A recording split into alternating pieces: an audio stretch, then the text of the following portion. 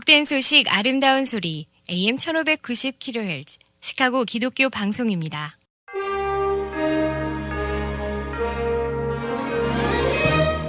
여러분 안녕하십니까? 1월 6일 수요일 KCBS 헤드라인 뉴스입니다. 150명 이상의 의원들이 선거인단 투표에 도전하겠다고 다짐하고 있습니다. 140여 명의 공화당 하원의원과 12명의 상원의원은 만일 의회가 선거 결과를 인증하면 대선 결과에 이의를 제기할 것이라고 말했습니다.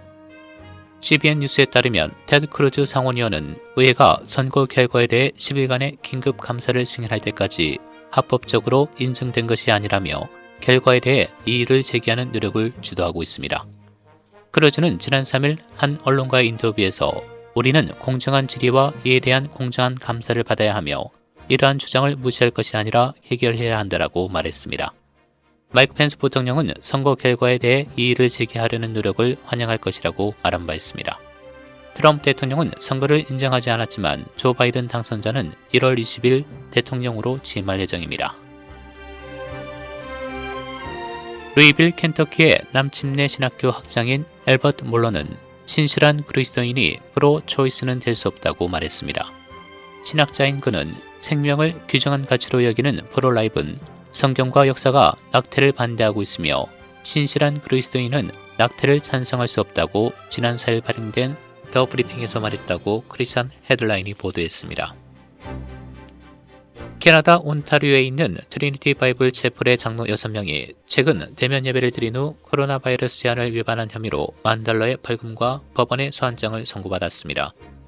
크리스천 포스트에 따르면 지난주 워털루 지역 경찰들이 장로들의 집을 방문해 소환장을 전달했는데 이들의 혐의는 교회가 12월 27일 예배 참석자 한도를 초과했다는 것입니다.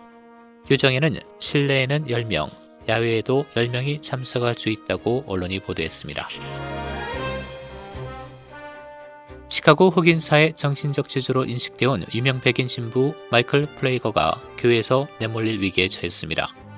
시카고 대교구는 어제 대교구장 명의로 세인트 사비나 성당에 보낸 사안을 통해 플레이거 신부가 40년 전 미성년자를 성적으로 학대했다는 주장이 제기돼 조사기관 정직 처분을 내렸다고 밝혔습니다.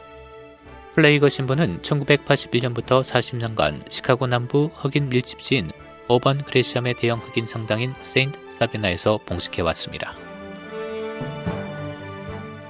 위스콘신 캐노사에서 작년 8월 발생한 흑인 제이컵 브레이크 총격 사건에 연루된 백인 경찰관이 불기소 결정이 내려졌습니다.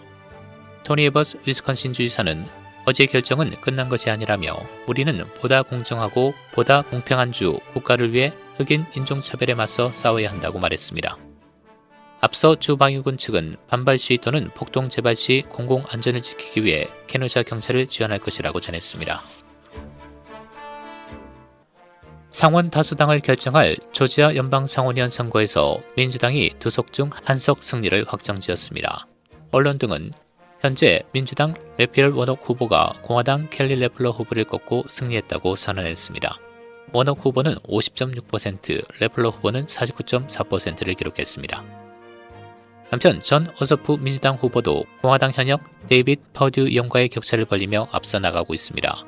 현재 99% 개표가 진행된 가운데 오섭 후보는 50.2%, 퍼듀 의원은 49.8%를 기록하고 있습니다. 최종 결과는 오늘 오전 11시 이후에야 발표될 예정입니다. 미국 내 신종 코로나 바이러스 1회 신규 사망자가 어제 하루 동안 3,543명 발생하면서 다시 급증했습니다.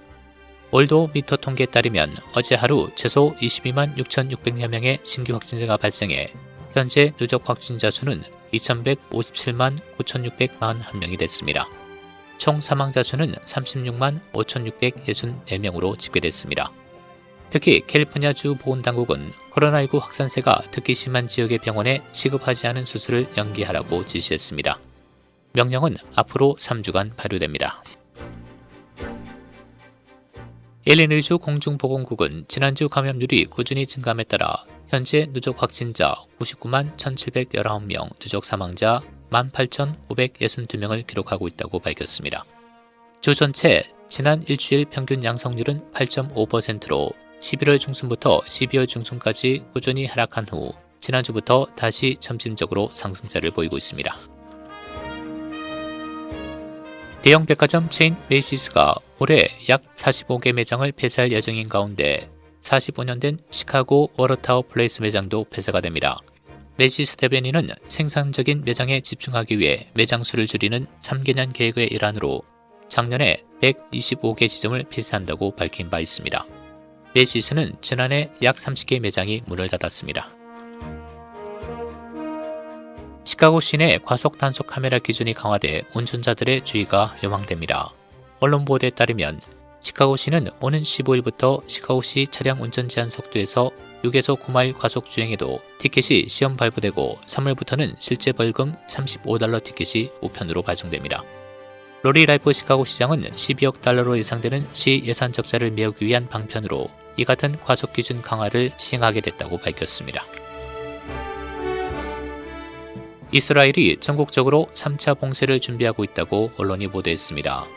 언론은 어제 코로나19 백신이 조기 성공했지만 감염이 확산하면서 제3의 봉쇄를 준비하고 있다고 전했습니다.